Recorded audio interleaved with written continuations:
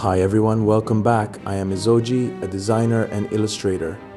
In my artwork, I begin by drawing freehand lines that may appear random or irregular on the surface.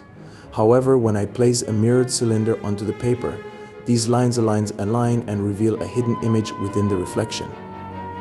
This process transforms what initially seems abstract into a clear, cohesive picture, showing how the lines interact with the cylinder to complete the final piece.